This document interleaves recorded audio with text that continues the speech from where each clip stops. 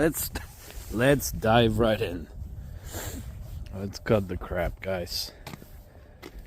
I'm just gonna let you all in this setup, the DIY setup that I run into when one of these heater hoses down there blew up. There's a lot of heat right here, and especially when you start going that way, or even if you go this way, there's a lot of heat underneath the hood. One of the things I did right away when I got the car 2 weeks ago was take this off, because obviously that helps evacuate. You take this weather strip off, that helps evacuate, and water doesn't get in there. I mean, it's been raining here and snowing for about 3 days, and water doesn't really go in there.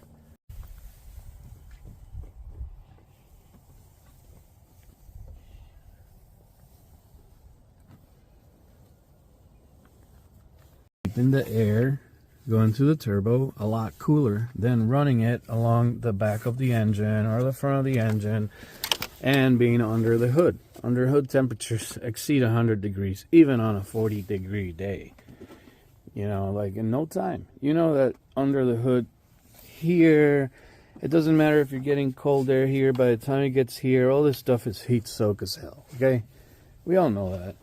And there's no way around it. It's just the way it is. But if you're coming straight off the turbo, you cross over this secondary firewall, you're gonna have to trim it, obviously. And then I did a pretty decent first attempt to keep noise down in the cabin, because from here, you know, you can hear a lot of stuff from here on.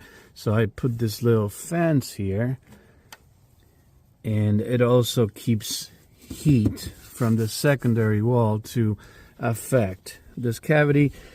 You're gonna have to trim. There's a hole here from the factory, okay, and you're gonna have to trim it to your 3-inch or bigger, and your airflow meter is here, and then your filter is right underneath here. Like, it almost touches that, okay. It has a pre-filter sock, so it stays clean and dry, and there's plenty of air down in there. So the biggest thing is the intake air temperature. I've been able to keep it within 10 degrees Fahrenheit from ambient.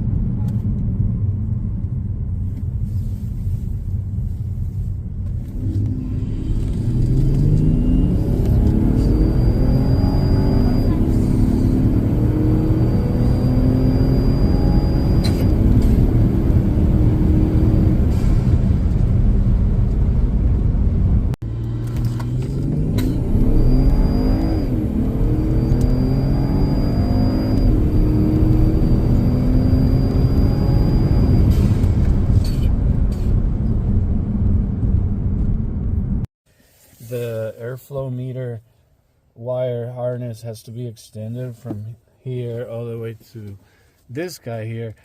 And if you want to try this at home, make sure you twist these wires that are already twisted in there, like that purple and yellow and the two blues. Those are just communication wires, CAN wires. You want to make sure this run stays OEM all the way there, even though it's not a lot. You just want to make sure that you twist those wires. Let's see what else. Oh yeah, before I go, I just want to mention that another cool thing about this modification is that there's room here to put something. And for me right now, is that I want to move a battery down to here, 15-pound battery instead of a 40-pound battery, nice and low here. And just who wants to carry 40 pounds on your shoulder?